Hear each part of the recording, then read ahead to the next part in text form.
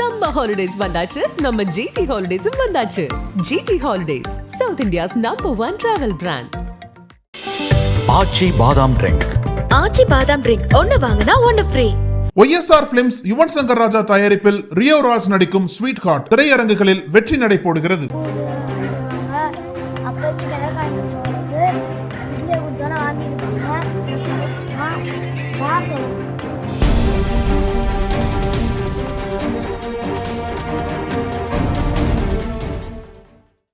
புதுக்கோட்டை மாவட்டம் பொன்னமராவதி ஒன்றியத்தில் உள்ள பாலக்குறிச்சி ஊராட்சியில் அமைந்துள்ளது வைரவன்பட்டி என்ற கடைக்கோடி கிராமம். இங்கு இயங்கி வரும் ஊராட்சி ஒன்றிய தொடக்கப்பள்ளி ஒரு காலத்தில் சிறப்பாக செயல்பட்டது.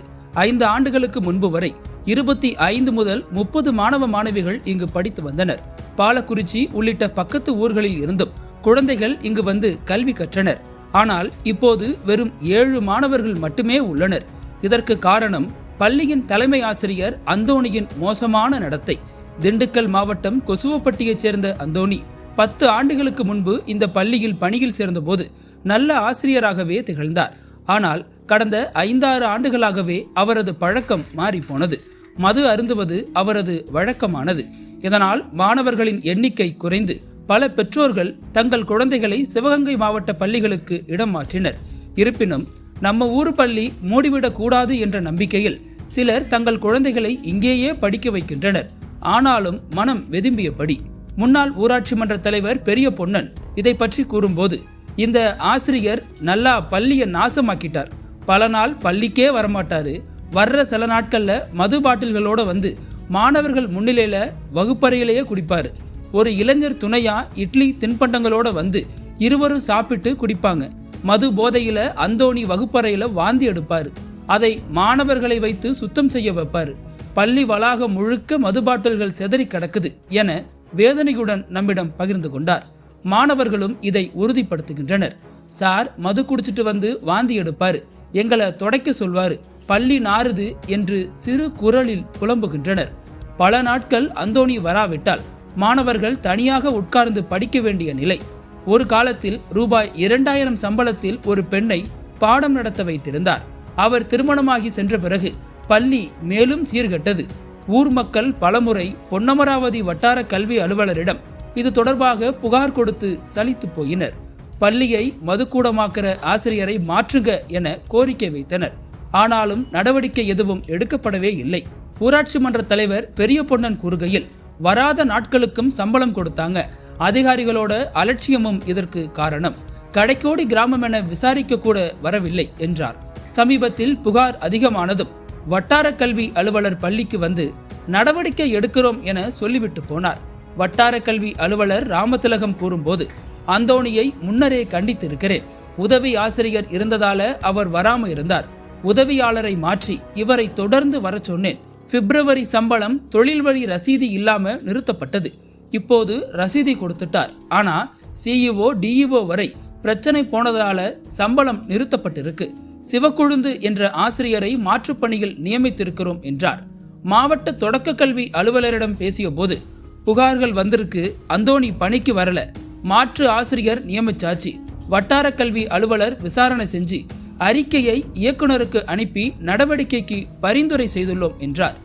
ஒரு போதை ஆசிரியரால் பள்ளி சீரழிந்தது மட்டுமல்ல, பல முறை புகார் கொடுத்தும் நடவடிக்கை எடுக்காத அதிகாரிகளும் இதற்கு பொறுப்பு என்கின்றனர் ஊர் மக்கள்.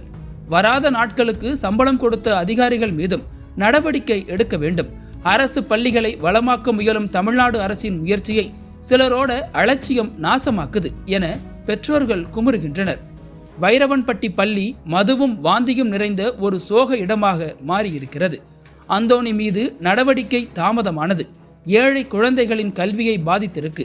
இப்போது மாற்று ஆசிரியர் நியமிக்கப்பட்டாலும் இதற்கு பொறுப்பானவர்கள் மீது கடும் நடவடிக்கை எடுக்க வேண்டும் என்பதே அந்த பகுதி மக்களின் கோரிக்கையாக உள்ளது.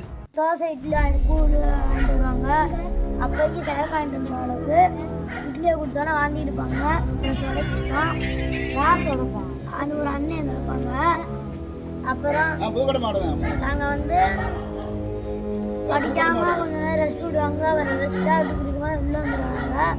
அப்புறம் கொஞ்ச நேரம் படிப்போம். அவர் எதுவுமே சொல்லி தர மாட்டேன். நாங்களாம் வந்து படிக்கிறது. அப்புறம் கொஞ்சம் அவர் தான் ரெஸ்ட் விடுவார். அப்புறம் வந்து 2 நாள் இன்னைக்கு நேற்று நல்லா இன்னைக்கு வரல வந்து நேற்று சாப்பாடு வாங்க வரவங்கெல்லாம் திட்டுறாங்க. இன்னைக்கு அப்படிதான் திட்டாங்க. அப்புறம் அந்த அப்புறம் காலை உணவும் மதியம்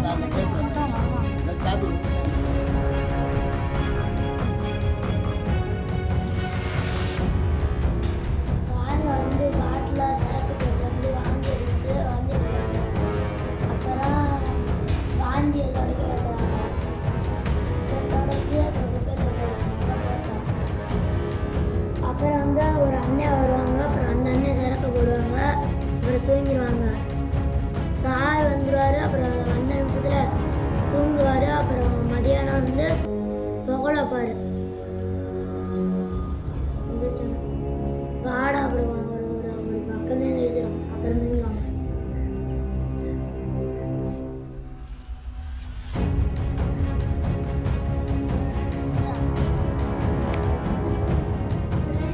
வந்துட்டேங்கண்ணா.